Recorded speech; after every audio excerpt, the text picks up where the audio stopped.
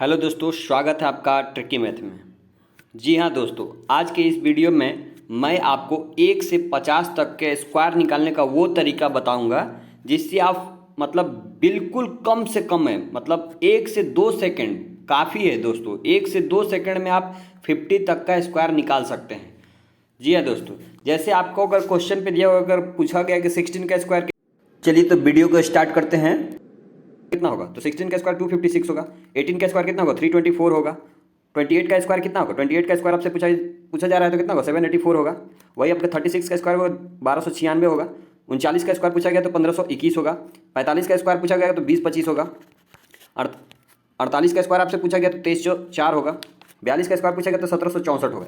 जैसा कि आप देख रहे होंगे मैं कितनी आसानी से 50 तक के स्क्वायर का निकाल ले रहा हूँ। तो मैं आपसे यही रेकमेंड करूंगा कि आप भी यही तरीका अपनाएं। और मैं इतनी आसानी से कैसे निकाल ले रहा हूं, क्योंकि मुझे 50 तक का स्क्वायर बहुत अच्छी तरह से याद है।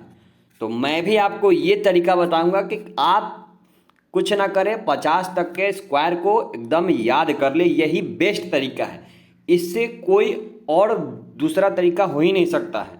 आप जनरल कंपटीशन की अगर तैयारी कर रहे होंगे तो आपको 50 तक का टेबल याद होना ही चाहिए। और अगर आप याद कर लेते हैं तो एग्ज़ाम में आपका बहुत ही कीमती समय बचेगा। बशर्ते आप अगर कोई भी ट्रिक अप्लाई करते हैं तो उसमें कुछ ना कुछ सेकंड समय लगता ही लगता है। तो मेरा आपसे अनुरोध है कि आप कम से कम 50 तक का टेबल जरूर याद कर ले। जैसे आपसे पूछा जाएगा 1134 का स्क्वायर कितना होगा तो 1156 होता है। ठीक है, आप सोच लीजिएगा अगर आप 34 का स्क्वायर का ट्रिक निकालने जाएंगे तो कुछ ना कुछ सेकंड आपका इसमें खा जाएगा। 23 का स्क्वायर कितना होता है 529। अगर आपको याद है तो ये सबसे बेस्ट तरीका है।